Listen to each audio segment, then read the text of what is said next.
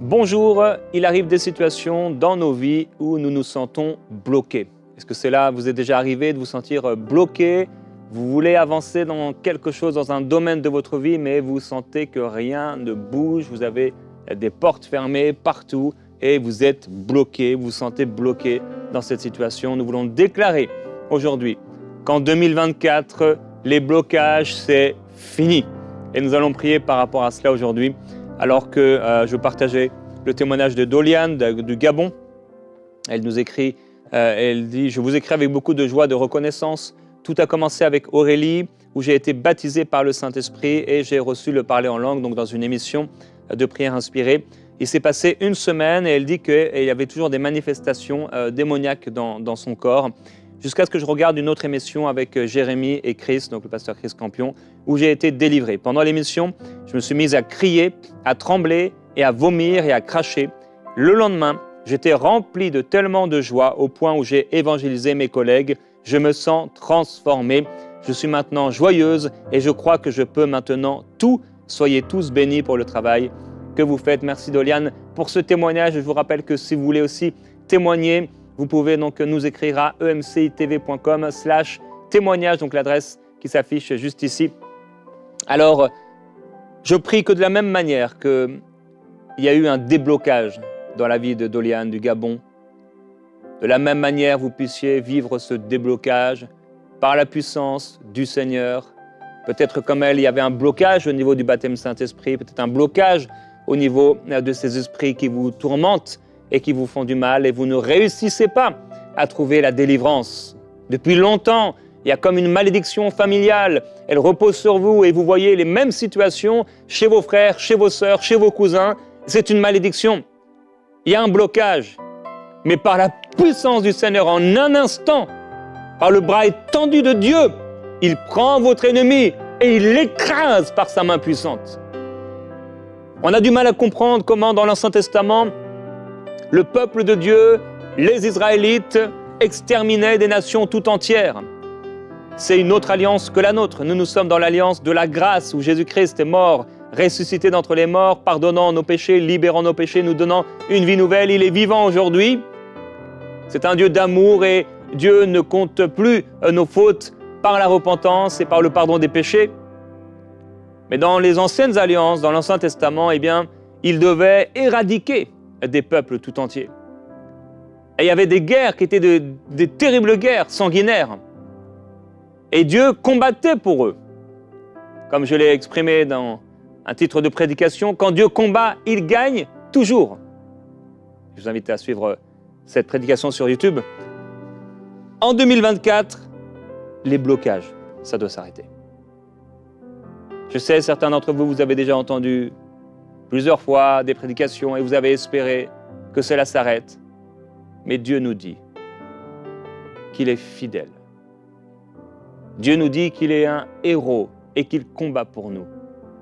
Et Dieu nous dit qu'il récompense ceux qui le cherchent. Crois que tu verras la gloire de Dieu. Crois et tu verras la gloire de Dieu. Dans le psaume au chapitre 89, il est écrit au verset 7, « Qui, en effet, dans le ciel, peut se mesurer à l'Éternel? Qui est comparable à l'Éternel parmi les fils des dieux? Dieu est terrible au grand conseil des saints, redoutable pour tous ceux qui l'environnent. » J'aimerais te dire oui, que Dieu est terrible. Il est un feu dévorant et il dévore ses ennemis. Comme l'a dit le psalmiste, il les poursuit, il les balaie comme la poussière de la rue, il les détruit et n'en laisse aucun. Tout comme dans l'Ancien Testament, lorsqu'il faisait des guerres de ce genre pour éradiquer les peuples méchants, les peuples aux pratiques horribles, ces peuples sacrifiaient leurs enfants, toutes sortes de sorcelleries, de pratiques horribles. Il n'en restait pas un seul. Il ne devait en laisser aucun. Saül a fait la terrible erreur de de garder le meilleur du troupeau, le meilleur des biens, alors qu'il devait tout devait être voué à l'interdit. Et parfois, certains pouvaient garder un roi pour faire alliance avec lui. Et le prophète de Dieu arrivait et avec son épée, tuait le roi qu'on avait protégé. Parce qu'il fallait qu'aucun ennemi ne reste. Mon frère, ma sœur, Dieu t'a déjà libéré de plusieurs ennemis. Mais Dieu veut te libérer de tous tes ennemis. Et il y a quelqu'un qui m'écoute aujourd'hui, tu as accepté l'intolérable, tu as accepté l'inacceptable dans ta vie. Tu sais que le Seigneur t'a libéré, tu sais ce que le Seigneur a fait pour toi. Tu sais ce que Dieu a fait pour toi en 2023 et c'est vrai, on doit être plein de reconnaissance pour ce que Dieu a fait. Merci Seigneur. Il y a des personnes, vous m'écoutez, et en 2023, Dieu vous a libéré de l'addiction à la cigarette. Certains, Dieu vous a libéré de l'addiction à la pornographie et vous a rendu libre et vous dites merci Seigneur, c'est vrai, merci Seigneur. Merci Seigneur parce que tu m'as libéré. Mais il y a encore cet ennemi. On ne doit pas accepter l'inacceptable. On ne peut pas rester juste avec un ennemi. Et quand d'ailleurs le peuple de Dieu a voulu garder quelques ennemis, ils sont devenus pour eux des épines, des chardons, des occasions de chute. Non, Dieu veut pulvériser tous tes ennemis. Vivre sans problème.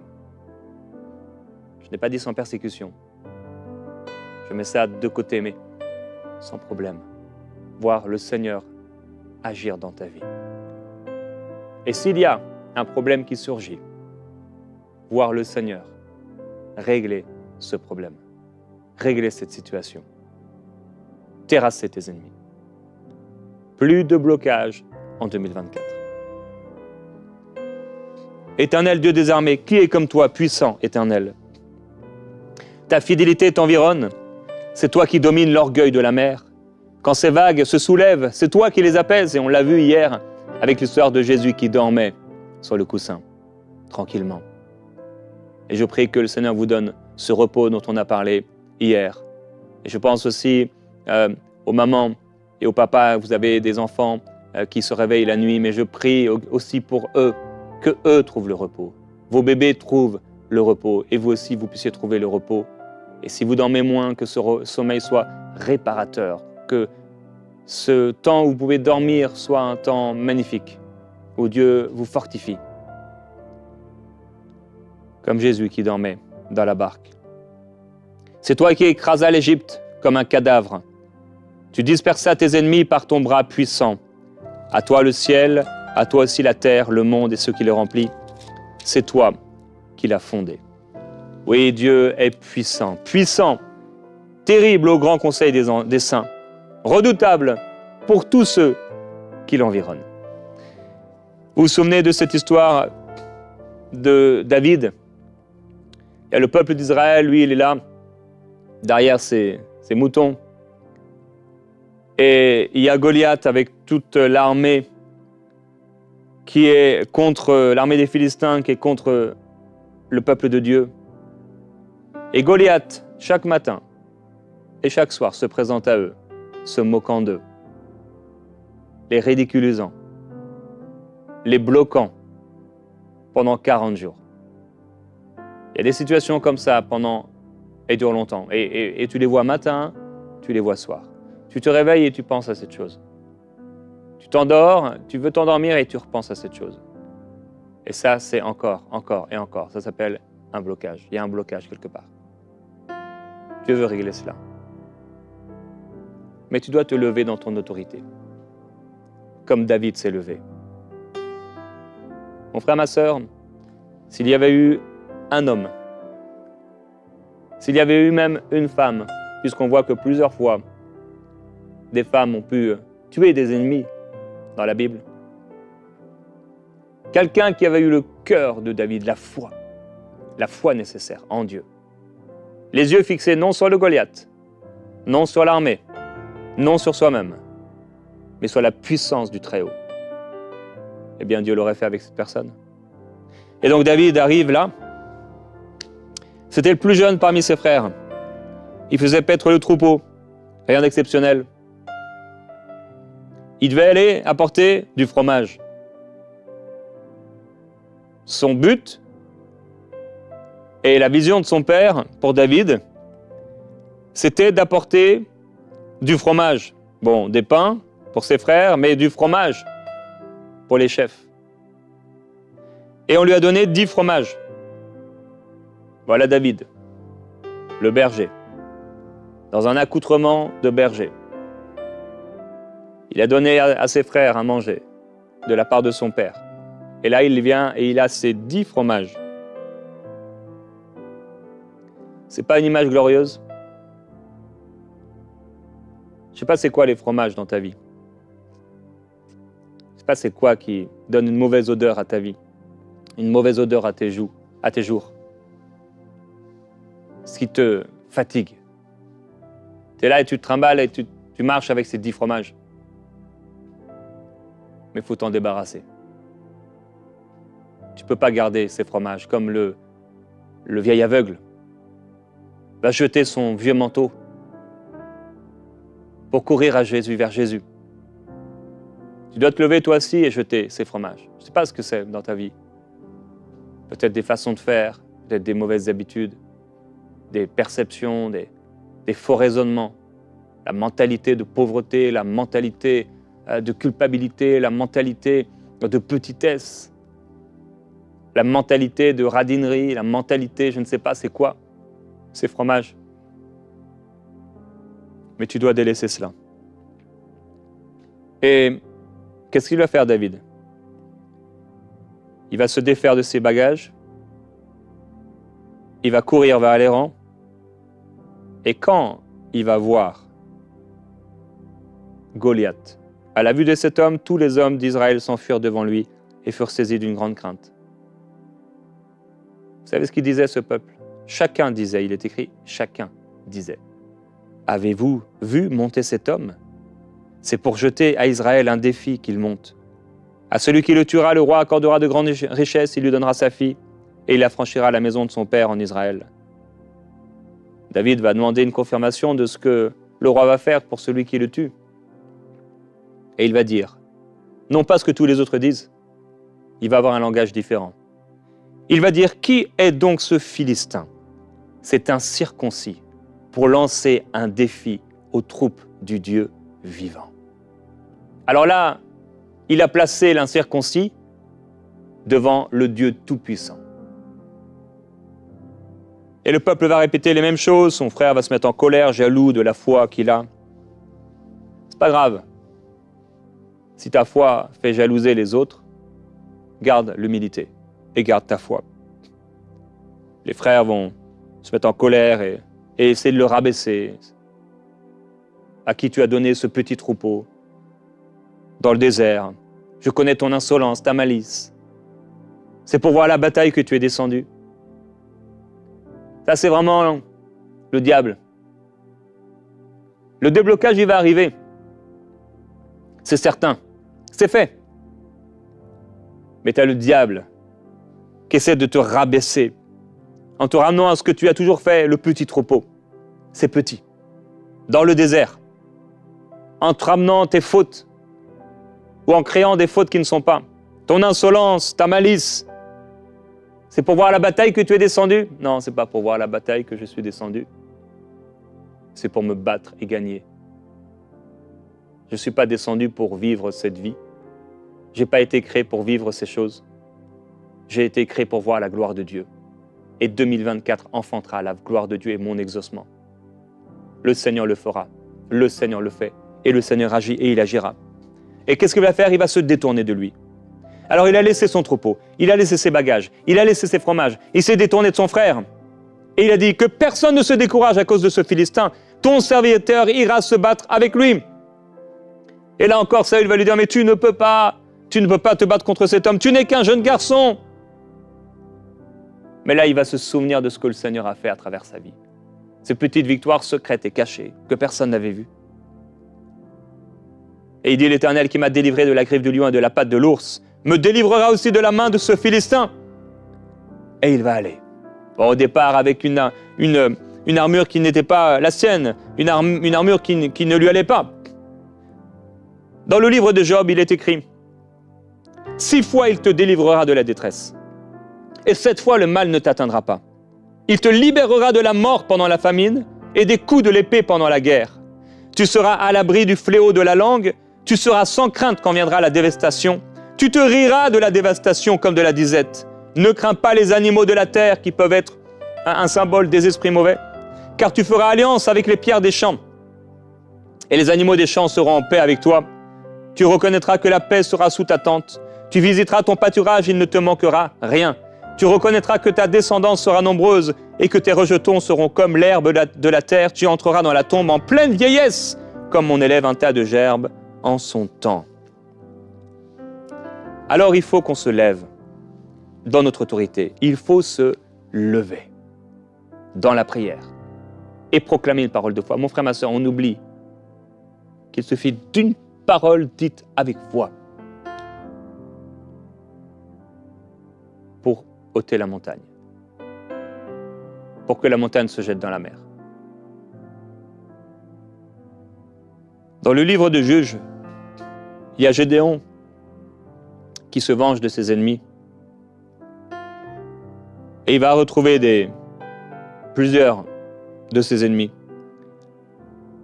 Et il va dire, il est écrit, il dit à Yéter, c'est le nom de son fils, son premier-né, « Lève-toi, tue-les » Mais le jeune homme ne tira pas son épée parce qu'il avait peur, car il n'était encore qu'un jeune homme.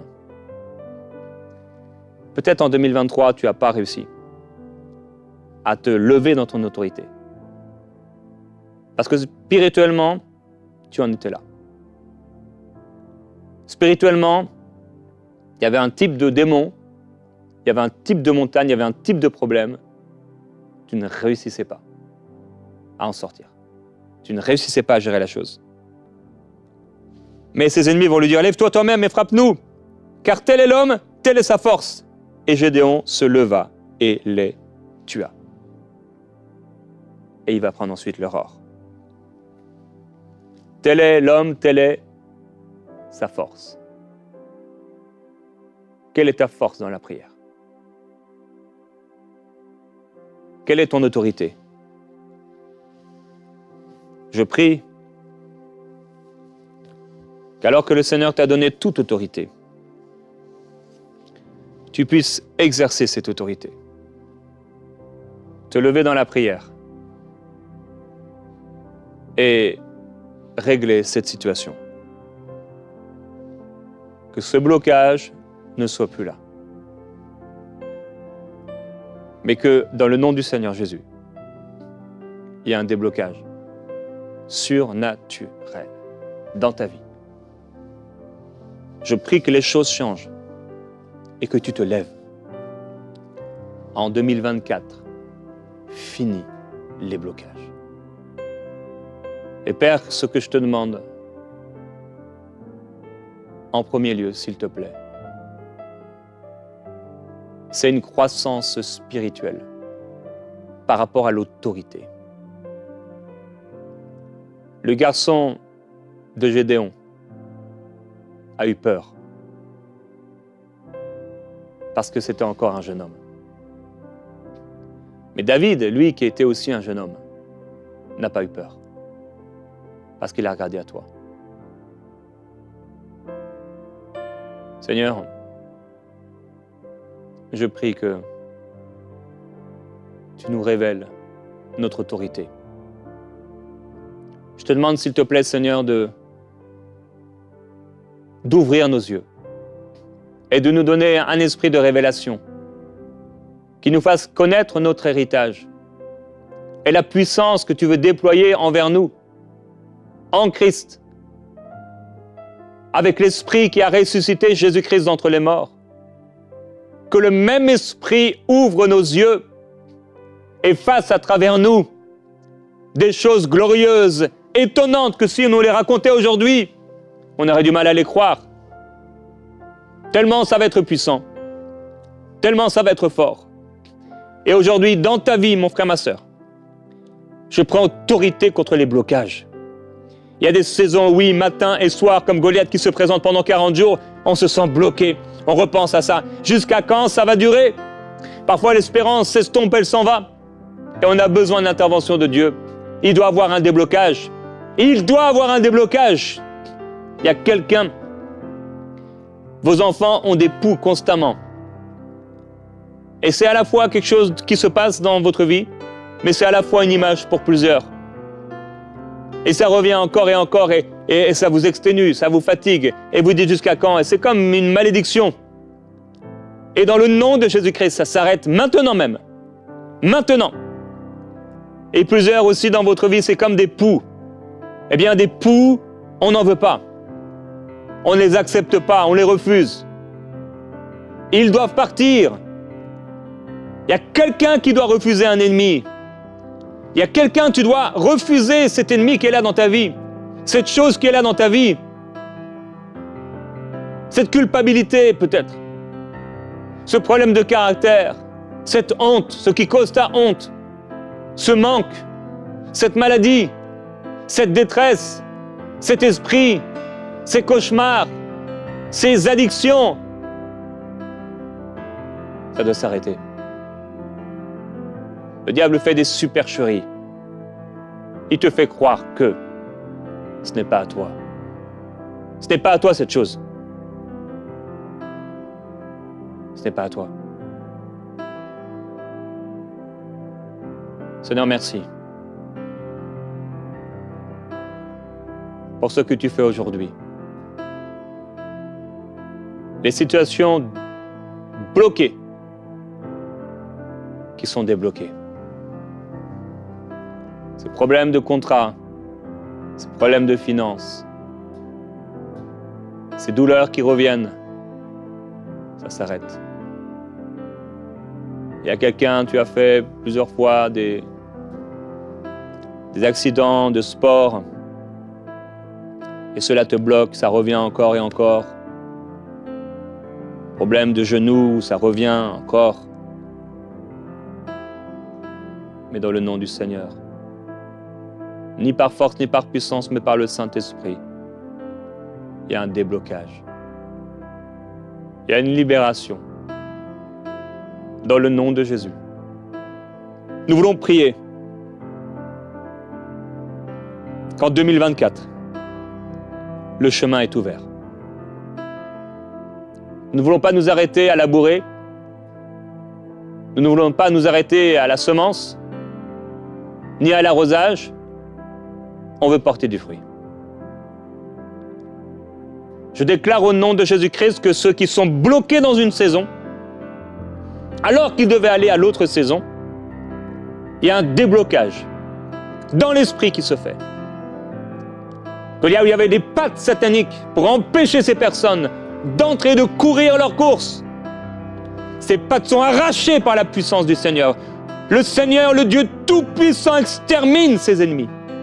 Il pulvérise ses ennemis. Comme de la poussière qu'on jette en l'air. Ils sont jetés à droite et à gauche. Ils ne seront plus jamais rien. Dans le nom du Seigneur, les ennemis que tu vois devant toi, tu ne les verras plus. Au nom de Jésus-Christ, tu ne les verras plus. Comme les Égyptiens morts dans l'eau, morts, des cadavres sur le rivage. Tu vas les laisser derrière toi et tu vas entrer dans une saison nouvelle. Dans le nom de Jésus. Dans le nom du Seigneur. Là, il y avait des blocages spirituellement. Depuis longtemps, tu n'arrivais plus à prier. Depuis longtemps, tu étais bloqué. Tu te réveilles et tu es comme maussade, tu es triste. Peut-être même tu as toutes sortes de choses qui pourraient te donner de la joie, mais tu es là, fatigué, il y a une lassitude dans ton cœur.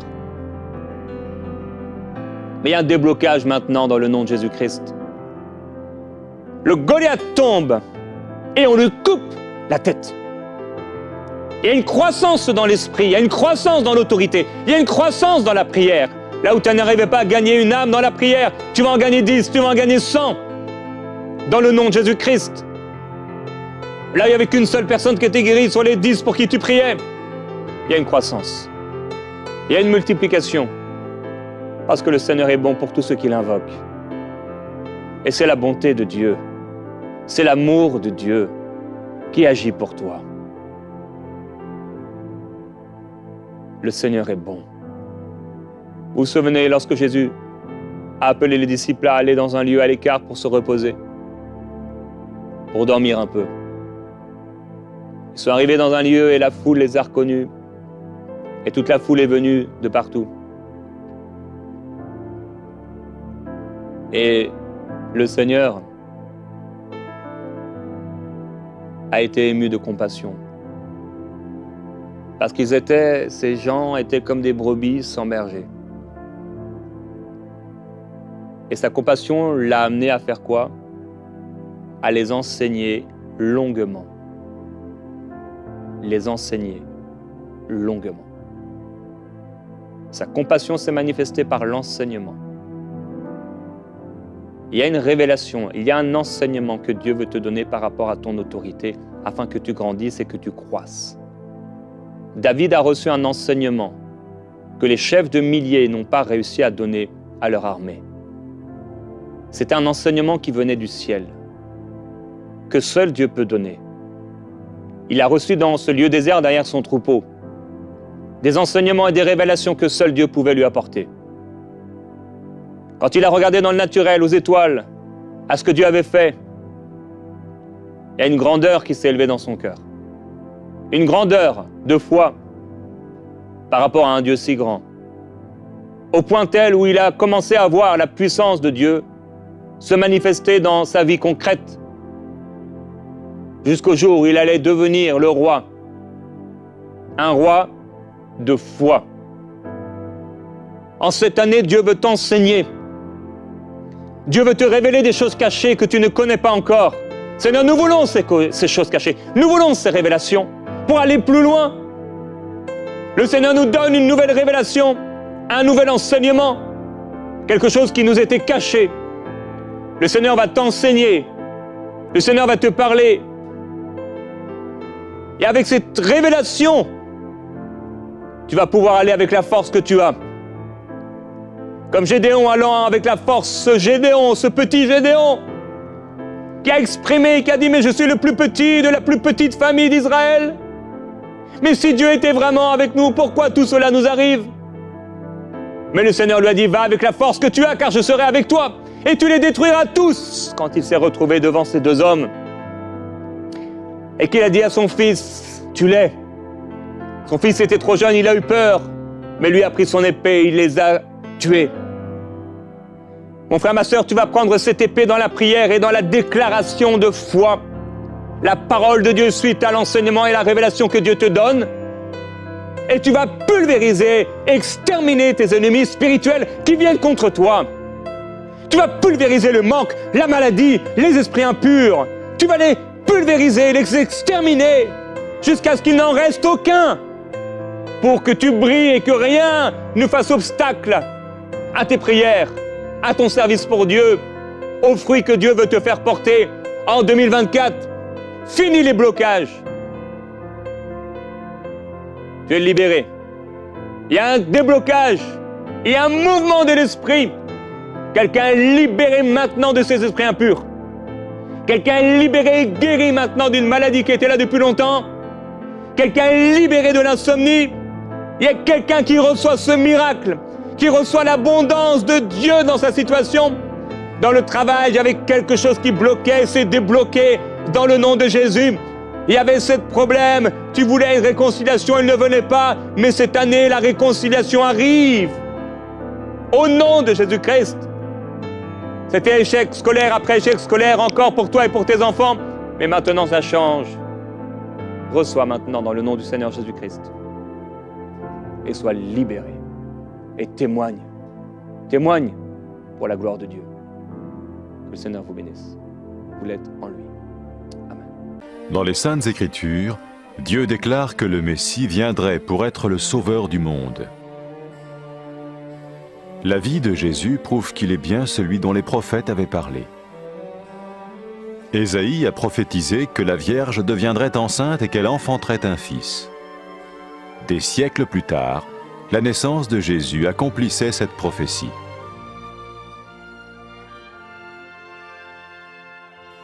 Les Saintes Écritures déclaraient que le saint à naître serait appelé le Fils de Dieu.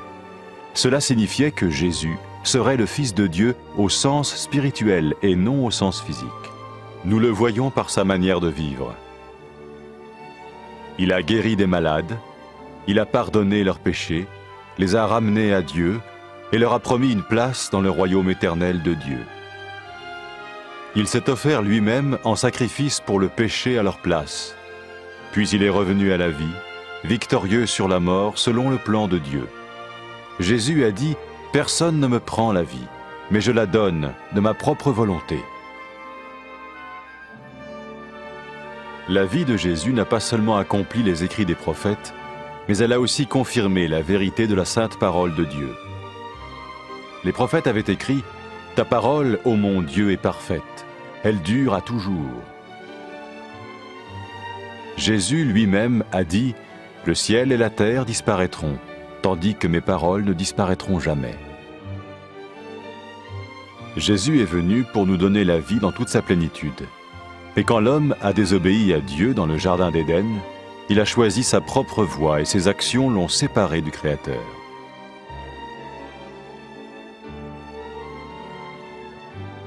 Les Saintes Écritures déclarent que tous sont péchés et que le salaire que paye le péché, c'est la mort. Il s'agit de la mort spirituelle, éternelle séparation d'avec Dieu. Mais tout comme Dieu a donné un bélier pour qu'il meure à la place du fils d'Abraham, ainsi il a envoyé Jésus, le Messie, mourir à notre place. Sa vie, sa mort et sa résurrection restaurent la relation entre Dieu et tous ceux qui mettent leur confiance en lui. Maintenant, non seulement Jésus pardonne les péchés de ceux qui le suivent, mais il les sauve aussi du jugement éternel de Dieu. Ils sont sûrs d'aller au paradis et de vivre avec lui pour toujours. C'est cette vie et cette liberté de la culpabilité et du pouvoir du péché que Jésus offre à chacun aujourd'hui. Cela ne veut pas dire suivre une religion, mais choisir d'avoir foi en Jésus qui dit « Je me tiens à la porte et je frappe. Si quelqu'un entend ma voix et ouvre la porte, j'entrerai chez lui. » Cela veut dire se tourner vers Dieu et croire que Jésus vient dans nos vies pardonner nos péchés et nous rendre tels qu'il veut que nous soyons. Il ne suffit pas d'approuver intellectuellement ce qu'il dit, ni de vivre une expérience émotionnelle. Nous le recevons par grâce, au moyen de la foi, par un acte de notre volonté. Lorsque quelqu'un est prêt à suivre Jésus le Messie, il peut lui parler par une simple prière. Vous sentez un soutien, vous sentez que votre vie n'est pas une vie normale. Vous sentez que vous êtes porté. C'est gratuit. Il ne vous demande rien. Il vous demande juste d'ouvrir votre cœur et d'oser croire en lui. Osez croire. On ne demande ni d'argent. On vous demande pas une souffrance particulière. On vous dit faites confiance et croyez. Essayez. Vous n'avez rien à perdre. Essayez. J'ai essayé. Ça fait plus de 20 ans que je suis dedans. Et je ne repartirai pour rien au monde. Aucun milliard au monde ne me fera changer d'avis et me séparer de lui. Impossible. Donc, osez Jésus avant qu'il soit trop tard. Osez. Ne le faites pas demain. Faites-le maintenant. Et quand la fin de votre vie arrivera, parce qu'elle arrivera pour tout le monde, pour moi et pour les personnes qui me regardent, ou même pour les personnes qui sont derrière cette caméra, au moins vous serez sûr que vous partez avec celui qui vous a donné une nouvelle vie. Cette vie peut commencer maintenant, dès que vous l'acceptez, et cette vie continuera après que la mort soit venue. La mort n'est qu'un passage pour une autre vie beaucoup plus belle. Mais vous avez la possibilité d'oser cette nouvelle vie maintenant, tout de suite. Faites-le maintenant, tout de suite. N'attendez pas demain, ni après-demain. Faites-le maintenant, tout de suite. Prenez 1 minute et faites-le. Je vous en prie, vous ne serez pas déçus.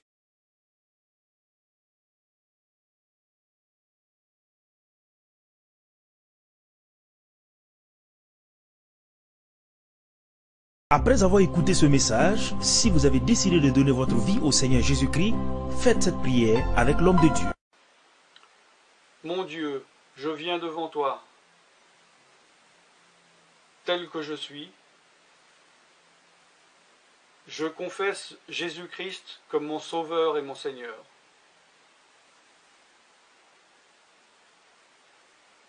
Je crois qu'il est mort sur la croix pour mes péchés, qu'il a porté ma condamnation. Il a porté mes péchés et mes maladies. Que Jésus-Christ est le Roi des rois et le Seigneur des seigneurs. Qu'il est le Fils de Dieu. Qu'il est maintenant ressuscité et assis à la droite du Père. Et il prie maintenant pour moi. Je me suis détourné de mes péchés et je veux obéir à ta parole.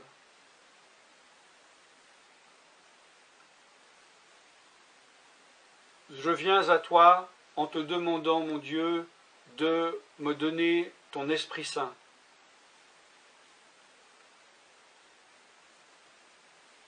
Remplis-moi de ton Esprit, afin que tu ne sois plus à l'extérieur de moi, mais que tu viennes habiter en moi.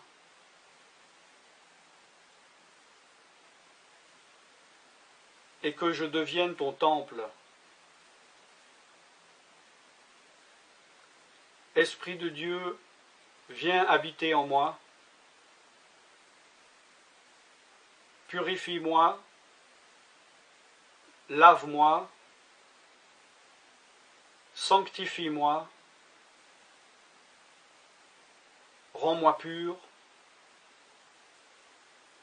transforme-moi à l'image de Dieu. Je te remercie car je crois que tu m'as donné ton esprit, car tu ne mens pas. Et tu as dit dans ta parole que tu donnes à celui qui te demande. Je fais cette prière au nom de Jésus-Christ. Amen.